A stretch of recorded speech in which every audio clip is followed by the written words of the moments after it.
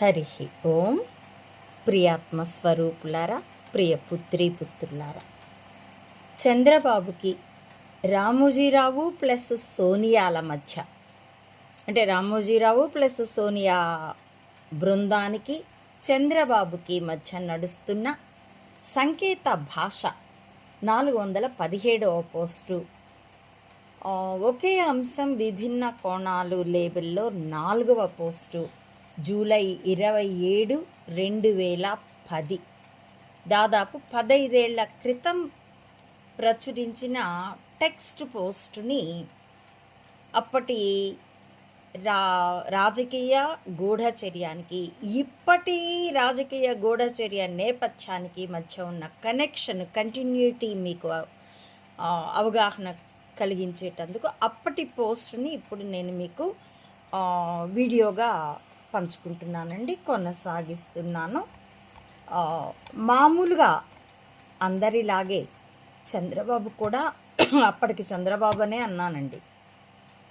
రామోజీరావు అంటే రామోజీ కాంగ్రెస్కి వ్యతిరేకం, తెదేపాకి అనుకూలం అనుకున్నాడు కొంతకాలం పాటు. వైఎస్ పాదయాత్రకు పూర్తి కవరేజీ, అతడికి ఇమేజీ ఇచ్చి సీఎంని చేస్తున్నప్పుడు దుఃఖపడ్డాడు.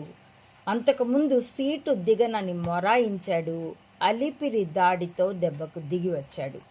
అయితే ప్రభుత్వ వ్యతిరేక ఓటు వంటి రాజకీయ పైకారణాలతో రామోజీరావు ఓసారి తెదేపాని, మరోసారి కాంగ్రెస్ని, అంటే కుర్చీలాట మాదిరిగా అన్నమాట, పైకి లేపడం తెలిసిందే కదా అని సరిపెట్టుకున్నాడు. 1989లో చెన్నారెడ్డి, 1990లో జనార్దన్ రెడ్డిల మాదిరిగా వైఎస్కి కూడా అనుకూలుడు అనుకున్నాడు. రాష్ట్రంలో కాంగ్రెస్ వాళ్ళల్లో కొందరికి సీన్ ఇచ్చిన కేంద్రంలో కాంగ్రెస్కి మాత్రం రామోజీరావు వ్యతిరేకి అని నమ్మాడు.